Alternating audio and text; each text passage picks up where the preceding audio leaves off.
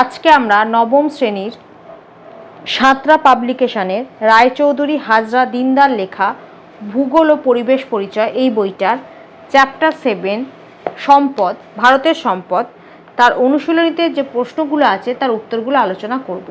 তোমাদের যদি ভিডিওগুলো ভালো লাগে তাহলে লাইক, শেয়ার ও কমেন্ট করে জানিও, আর চ্যানেলটি সাবস্ক্রাইব করো। আমার একটা ম্যাথসের চ্যানেল আছে WB ম্যাথস ওয়ার্ল্ড, সেখানে গণিত প্রকাশের কোষে দেখি সমস্ত অঙ্কের সমাধান করে দেওয়া আছে। তার লিঙ্ক আমি এই ভিডিও ডেসক্রিপশান বক্সে দিয়ে দেবো, আর ওপরের আই বাটনে ক্লিক করো, তোমরা সেই চ্যানেলটি পেয়ে যাবে। প্রথমে বহু বিকল্প ভিত্তিক প্রশ্নমান 1। প্রশ্ন 1, একটি প্রবাহমান সম্পদ হলো, উত্তর হবে অপশান ডি সৌরশক্তি। 2, একটি গচ্ছিত সম্পদ হলো, উত্তর হবে অপশান সি 3। একটি অন্যতম সাংস্কৃতিক সম্পদ হলো, উত্তর হবে অপশান এ শিক্ষা।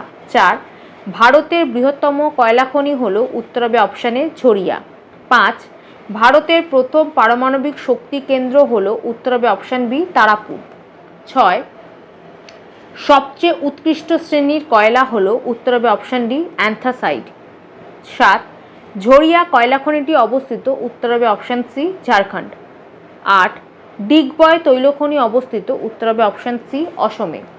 9, পশ্চিমবঙ্গের NTPC পরিচালিত তাপবিদ্যুৎ কেন্দ্র হলো, উত্তর হবে অপশান বি ফারাক্কা।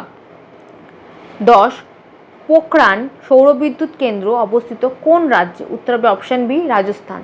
11, কোন প্রচলিত শক্তি সম্পদকে শ্বেত কয়লা বলে, উত্তর হবে অপশান বি জলবিদ্যুৎ। 12, সবথেকে উন্নত মানের কয়লা হলো, উত্তর হবে option A anthracite. 13, black diamond কোন খনিজকে বলে, উত্তর হবে অপশান বি আকরিক কয়লা। 14, সবচেয়ে নিকৃষ্ট মানের লৌহ আকরিকের নাম লেখো, উত্তর হবে অপশান সি লিমোনাইট। 15, সম্পদের জৈবিক বৈশিষ্ট্য অনুসারে অজৈব সম্পদ হলো, উত্তর হবে অপশান এ জল, মাটি, খনিজ। তারপর বি অতি সংক্ষিপ্ত উত্তরভিত্তিক প্রশ্ন। প্রথমে শূন্যস্থান পূরণ করো। প্রশ্ন 1, বিদ্যালয় একটি ড্যাশ সম্পদ, উত্তর হবে সামাজিক। 2, ভারতের ড্যাশ বা মানুষের চাহিদা পূরণের ক্ষমতা হলো সম্পদ, উত্তর হবে পদার্থের ড্যাশ বা মানুষের চাহিদা পূরণের ক্ষমতা হলো সম্পদ, উত্তর হবে কার্যকারিতা। 3, ভারতের অধিকাংশ আকরিক লোহার ড্যাশ শ্রেণী, উত্তর হবে হেমাটাইট ও ম্যাগনেটাইট শ্রেণীর।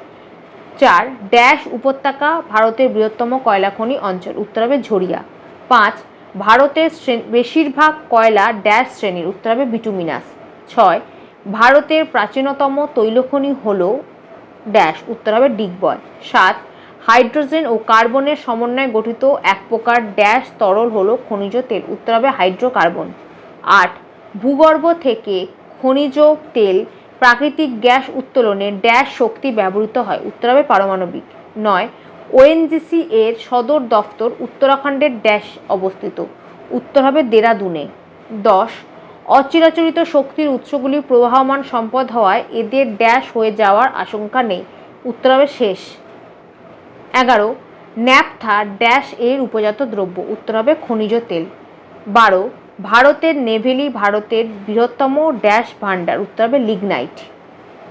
তারপর শুদ্ধ অশুদ্ধ নির্বাচন করো। 1, গ্রিনল্যান্ডের ক্রায়োলাইট একটি অদ্বিতীয় সম্পদ, এটা শুদ্ধ।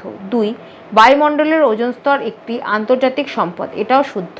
3, প্যারাফিন কয়লার প্রধান উপজাত দ্রব্য, এটা অশুদ্ধ। 4, খনিজ তেল একটি অপ্রচলিত শক্তি সম্পদ, এটাও অশুদ্ধ। 5, ভারতের আকরিক লোহা উত্তোলনের একটি উল্লেখযোগ্য রাজ্য হলো বিহার, এটাও অশুদ্ধ। 6, ভারতের বৃহত্তম তৈলক্ষেত্র হলো কাম্বে উপসাগরীয় অঞ্চল, এটাও অশুদ্ধ। 7, কোনো বস্তুকে সম্পদ তখনই বলা হবে যখন তার বিশ্বব্যাপী গ্রহণযোগ্যতা থাকবে না, এটাও অশুদ্ধ।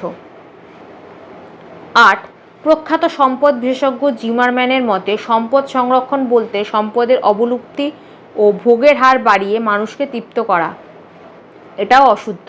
9, ভারতে আধুনিক লোহার রপ্তানি কমেছে, এটাও অশুদ্ধ। 10, পেট্রোরাসায়নিক শিল্পের প্রধান কাঁচামাল পাওয়া যায় খনিজ তেল শোধনাগার থেকে, এটা শুদ্ধ। তারপর একটি বা দুটি শব্দে উত্তর দাও। প্রথমে 1, সম্পদের অভাব মোচনের ক্ষমতাকে কি বলে, উত্তর হবে উপযোগিতা। 2, কোন আকরিক লোহার শিল্পে ব্যবহার সবচেয়ে বেশি, উত্তর হবে হেমাটাইট। 3, কোন বন্দরের মাধ্যমে প্রচুর পরিমাণ আকরিক লোহা রপ্তানি হয়? উত্তর হবে বিশাখাপত্তনম। 4, ভারতের বৃহত্তম আকরিক লোহার খনির নাম কি? উত্তর হবে বয়লা ডিলা। 5, কাকে কালো হিরে বলে? উত্তর হবে কয়লা। 6, কাকে তরল সোনা বলে? উত্তর হবে খনিজ তেল। 7, ভারতের বৃহত্তম লিগনাইট কয়লা খনির নাম কি? উত্তর হবে নেভেলি। 8, সাগর সম্রাট ও সাগর বিকাশ কি? 106 নম্বর পাতায় সাগর সম্রাট ও সাগর বিকাশ নামক দুটি ভাসমান জাহাজের সাহায্যে তৈল উত্তোলনের কাজ চলে। এখান থেকে এতটা। 8, এনটিপিসির পুরো কথাটি কি? এনটিপিসির পুরো কথাটি হচ্ছে ন্যাশনাল থার্মাল পাওয়ার কর্পোরেশন। 10, ভারতের প্রথম জলবিদ্যুৎ কেন্দ্রের নাম কি? উত্তর হবে সিদ্রাপং। 11, ভারতে কোন যুগের খনিজ তেলের সঞ্চয় লক্ষ্য করা যায়? উত্তর মেসোজোয়িক ও পলিওজোয়িক যুগের। মেসোজোয়িক ও পলিওজোয়িক যুগের। প্রশ্ন 12, 1975 খ্রিস্টাব্দে ভারত সরকার তাপবিদ্যুৎ উৎপাদনের জন্য একটি সংস্থা গড়ে তোলে, তার নাম কি? উত্তর হবে এনটিপিসি। প্রশ্ন 13, কোন পদ্ধতিতে কয়লা থেকে উপজাত দ্রব্য পাওয়া যায়? 104 নম্বর পাতায় উত্তর হবে কয়লা থেকে কোক ওভেনে নিম্ন ও উচ্চ তাপযুক্ত অঙ্গারীকরণ পদ্ধতির মাধ্যমে। এখান থেকে এতটা। প্রশ্ন 14, শক্তি সম্পদ কয় প্রকার ও কি কি? 108 নম্বর পাতায় উত্তর শক্তি সম্পদ 2 প্রকার, 1 প্রচলিত বা চিরাচরিত শক্তি সম্পদ, 2 অপ্রচলিত শক্তি সম্পদ। প্রশ্ন 15, হিমাচল প্রদেশের মণিকরণে কোন অপ্রচলিত শক্তি কেন্দ্র গড়ে উঠেছে? উত্তর হবে ভূতাপ শক্তি কেন্দ্র। প্রশ্ন 17, একটি আন্তর্জাতিক সম্পদের উদাহরণ দাও। উত্তর হবে ওজোন স্তর। প্রশ্ন 18, চারাঙ্কা সোলার পার্ক কোথায় অবস্থিত? উত্তর হবে গুজরাটে। তারপর বাম স্তম্ভের সঙ্গে ডান স্তম্ভ মেলাও। প্রথমে 1 শিক্ষা, এটা হবে অপশান এইচ অবস্তুগত সম্পদ। 2 বাতাস, এটা হবে অপশান জি প্রবাহমান সম্পদ। 3 সিঙ্গারেনি, এটা হবে অপশান এফ কয়লা। 4 হাইড্রোকার্বন, এটা হবে অপশান সি খনিজ তেল। 5 কল্যাণপুর, এটা হবে অপশান ডি সৌরশক্তি। 6 ফ্রেজারগঞ্জ, এটা হবে অপশান বি বায়ুশক্তি। 7 মণিকরণ, এটা হবে অপশান ই ভূতাপ শক্তি। 8 নেভেলি, এটা হবে অপশান এ লিগনাইট। তারপর শব্দ ছক সমাধান করো। এখানে পাশাপাশির 1 আর 2 এই দুটো ভুল আছে, কারণ এই দুটো যেটা হবে তার সাথে ছকটা মিলছে না, সেই জন্য এই দুটো ভুল আছে। আর ওপর নিচে 3 আর 4 এই দুটো সমাধান করেছি, সেটা একবার দেখো। এটা হচ্ছে 3 ওপর নিচ, সেটা দেওয়া ছিল ওপর নিচে। প্রথম ইউরেনিয়াম ও থোরিয়াম থেকে প্রাপ্ত বিদ্যুৎ শক্তি, সেটা হচ্ছে পারমাণবিক। 3 নম্বর ওপর নিচে পারমাণবিক হবে। 4 হচ্ছে চিকমাগালুর লৌহখনি ভারতের যে রাজ্যে অবস্থিত, সেটা হবে কর্ণাটক। এই যে 4 ওপর নিচ হচ্ছে কর্ণাটক, কিন্তু 1-এর যে পাশাপাশি আর 2-এর যে পাশাপাশি তার যে অপশানগুলো দিয়েছে সেগুলো ভুল হচ্ছে। তারপর সি সংক্ষিপ্ত উত্তরভিত্তিক প্রশ্ন, প্রশ্নমান 2। প্রশ্ন 1, সম্পদের কার্যকারিতা ও উপযোগিতা বলতে কি বোঝো? 98 নম্বর পাতায় একদম শেষে পাবে কার্যকারিতা, সম্পদের কার্যকারিতা, এটা এখান থেকে এতটা লিখবে। আর তার উপরে 1 নম্বর পয়েন্টে আছে উপযোগিতা, সম্পদের উপযোগিতা লিখবে এখান থেকে এতটা। প্রশ্ন 2, লোহার পরিমাণ অনুসারে আকরিক লোহা শ্রেণীবিভাগ করো। 102 নম্বর পাতায় এখানে লিখবে লোহার পরিমাণ ও উৎকর্ষ অনুযায়ী আকরিক লোহা 4টি প্রধান ভাগে বিভক্ত, আর 4টের নাম লিখে দেবে। 1 ম্যাগনেটাইট, 2 হেমাটাইট, 3 লিমোনাইট, 4 সিডারাইট। এখান থেকে এই লাইনটা লিখবে এতটা, তার সাথে 4টে আকরিক লোহার নাম লিখে দেবে। প্রশ্ন 3, কার্বনের পরিমাণ অনুসারে কয়লা শ্রেণীবিভাগ করো। 104 নম্বর পাতায় একদম প্রথমে পেয়ে যাবে কার্বনের পরিমাণের ভিত্তিতে কয়লাকে 5 ভাগে ভাগ করা যায়। 1 অ্যান্থ্রাসাইট, 2 বিটুমেনাস, 3 লিগনাইট, 4 পিট। প্রথম লাইনটা লিখবে এখান থেকে এতটা, তারপর এই 4টে নাম লিখে দেবে। প্রশ্ন 4, কয়লার উপজাত দ্রব্যগুলি কি কি? 104 নম্বর পাতায় কয়লার উপজাত দ্রব্য এখান থেকে এতটা। প্রশ্ন 5, খনিজ তেলের উপজাত দ্রব্যগুলি কি কি? 106 নম্বর পাতায় খনিজ তেলের উপজাত দ্রব্য এখান থেকে এতটা। প্রশ্ন 6, ভারতে কোন কোন ভূতাত্ত্বিক যুগের কয়লাকে কালো হিরে বলে কেন? 104 নম্বর পাতায় 104 নম্বর পাতায় যুগ দুটো পাবো, এক হচ্ছে গন্ডোয়ানা যুগ আর তারপর আরেকটা হচ্ছে নিচেই আছে টার্সিয়ারি যুগ। তাহলে এই দুটো যুগের কয়লাকে কালো হিরে বলা হয় কেন সেটা পেয়ে যাবে 103 নম্বর পাতায়। এই যে কয়লাকে কালো হিরে বলা হয় কেন এখান থেকে এতটা। যুগগুলো পেয়ে যাবে 104 নম্বর পাতায়, গন্ডোয়ানা যুগ আর টার্সিয়ারি যুগ, আর কয়লাকে কেন কালো হিরে বলে সেটা পাবে 103 নম্বর পাতার এখান থেকে এতটা। প্রশ্ন 7, খনিজ তেলকে তরল সোনা বলে কেন? 106 নম্বর পাতায় এখান থেকে এতটা। প্রশ্ন 8, প্রচলিত শক্তির উৎস বলতে কি বোঝো? 108 নম্বর পাতায় এখান থেকে এতটা। প্রশ্ন 9, অপ্রচলিত শক্তির উৎসগুলি কি কি? 108 নম্বর পাতায় এখান থেকে এতটা। প্রশ্ন 10, গচ্ছিত সম্পদ কাকে বলে উদাহরণ সহ লেখো। 100 নম্বর পাতায় অপুনর্ভব সম্পদ বা সঞ্চিত সম্পদ বা গচ্ছিত সম্পদ তিনটেই এক, এখান থেকে এতটা। প্রশ্ন 11, এনটিপিসির গুরুত্ব লেখো। 109 নম্বর পাতায় এনটিপিসির ভূমিকাটাই হচ্ছে এনটিপিসির গুরুত্ব, এখান থেকে এতটা। প্রশ্ন 12, ম্যান ও ম্যান এর মধ্যে পার্থক্য লেখো। এই যে ম্যান ও ম্যানের মধ্যে তফাৎ বা পার্থক্য একই, এখান থেকে এতটা।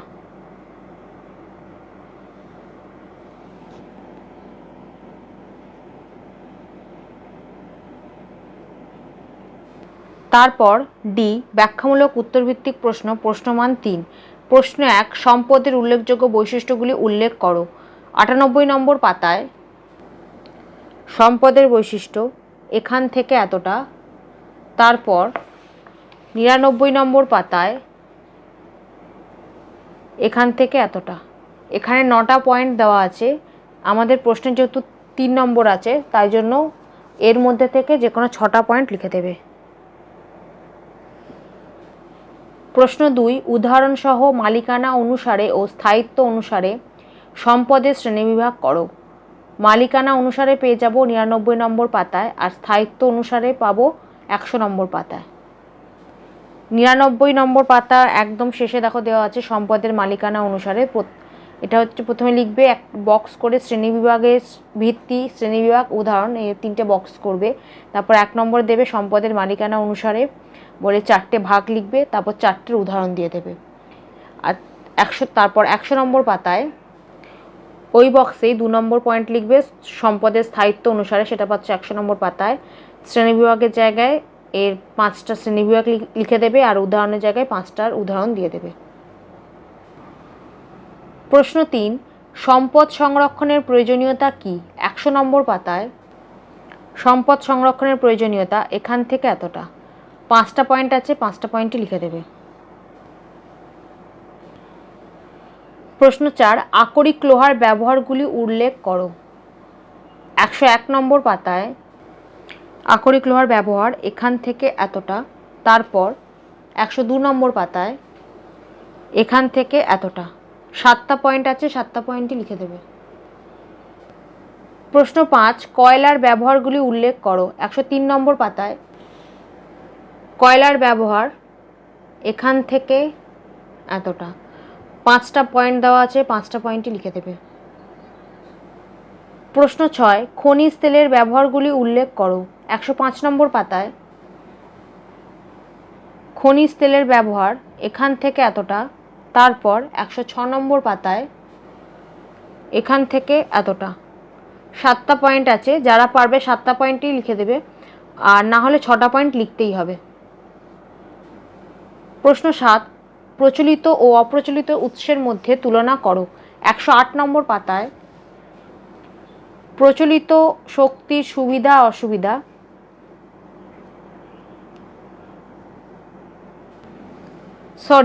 109 নম্বর পাতায় প্রচলিত আর অপ্রচলিত শক্তিগুলির তুলনা বা পার্থক্য দেওয়া আছে। 5টা পার্থক্য দেওয়া আছে, 5টা পার্থক্যই লিখে দেবে। প্রশ্ন 8, মানুষ সম্পদ সৃষ্টিতে দ্বৈত ভূমিকা গ্রহণ করে, ব্যাখ্যা করো। 99 নম্বর পাতায় এখান থেকে এতটা, এই হলুদ অংশটা লিখবে না, এই 3টে পয়েন্ট লিখবে। সম্পদ সৃষ্টিকারী, সম্পদ ভোগকারী, সম্পদ ধ্বংসকারী, এখান থেকে এতটা। প্রশ্ন 9, সৌরশক্তির সুবিধা অসুবিধাগুলি লেখো। 115 নম্বর পাতায় সৌরশক্তির সুবিধা 4টে পয়েন্ট আছে, সৌরশক্তি অসুবিধা আর 4টে পয়েন্ট আছে। এটাই হচ্ছে সৌরশক্তির সুবিধা অসুবিধা।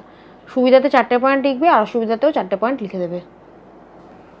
প্রশ্ন 10, উত্তর ভারতের তুলনায় দক্ষিণ ভারতের জলবিদ্যুৎ বিকাশ লাভ করেছে কেন। 111 নম্বর পাতায় এখান থেকে এতটা, 5টা পয়েন্ট আছে, 5টা পয়েন্টই লিখে দেবে। তারপর রচনাধর্মী উত্তরভিত্তিক প্রশ্ন, প্রশ্নমান 5। প্রশ্ন 1, সম্পদ সংরক্ষণের অর্থ কী? সম্পদ সংরক্ষণের পদ্ধতি বা উপায়গুলি আলোচনা করো। 100 নম্বর পাতায় সম্পদ সংরক্ষণের অর্থ লিখবে এখান থেকে এতটা। তারপর সম্পদ সংরক্ষণের উপায় পেয়ে যাবে 101 নম্বর পাতায় এখান থেকে এতটা। 7টা পয়েন্ট আছে, 7টা পয়েন্টই লিখে দেবে। প্রশ্ন 2, জলবিদ্যুৎ উৎপাদনের অনুকূল পরিবেশগুলি আলোচনা করো। 112 নম্বর পাতায় জলবিদ্যুৎ উৎপাদনের অনুকূল পরিবেশ, প্রথমে হচ্ছে প্রাকৃতিক পরিবেশ, এখান থেকে এতটা। তারপর আবার লিখবে এখান থেকে এতটা। তারপর লিখবে 2, অর্থনৈতিক পরিবেশ, এখান থেকে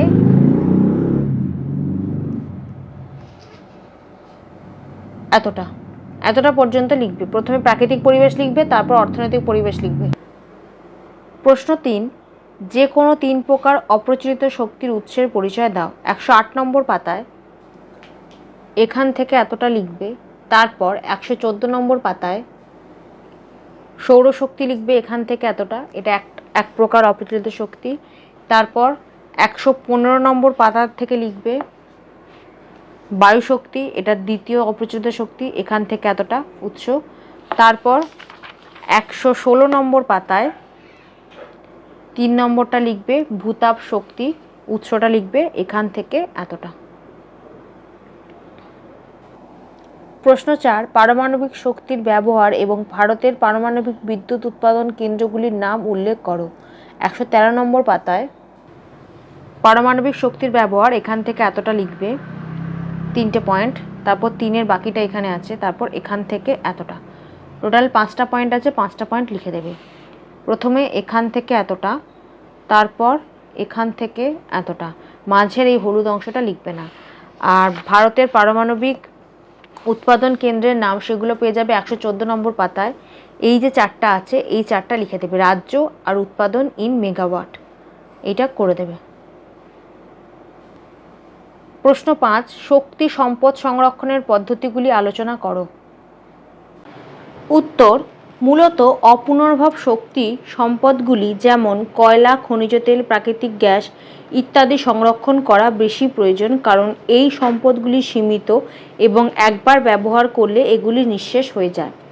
শক্তি সম্পদ সংরক্ষণের পদ্ধতিগুলো হলো: 1, উন্নত প্রযুক্তি ও বিজ্ঞানসম্মত উপায়ে এই সম্পদগুলির ব্যবহারের দক্ষতা বাড়াতে হবে। 2, এই সম্পদগুলির ব্যবহার হ্রাস করতে হবে এবং অপ্রচলিত শক্তি সম্পদ যেমন সৌরশক্তি, বায়ুশক্তি ইত্যাদির ব্যবহার বাড়াতে হবে। 3, বিভিন্ন কলকারখানা এবং যানবাহন শিল্পে দক্ষতা বাড়াতে হবে এবং বৈদ্যুতিক যন্ত্রাংশ এবং বৈদ্যুতিক গাড়ির ব্যবহার বাড়াতে হবে। 4, শক্তি সম্পদ ব্যবহারের অপচয় সর্বতোভাবে বন্ধ করতে হবে। 5, সাধারণ মানুষের মধ্যে শক্তি সম্পদ সংরক্ষণের জন্য সচেতনতা বৃদ্ধি করতে হবে। প্রশ্ন 6, পূর্ব ভারতে অধিক সংখ্যায় হবে, পূর্ব ভারতে অধিক সংখ্যায় তাপবিদ্যুৎ কেন্দ্র গড়ে উঠেছে কেন? 111 নম্বর পাতায় এখান থেকে এতটা।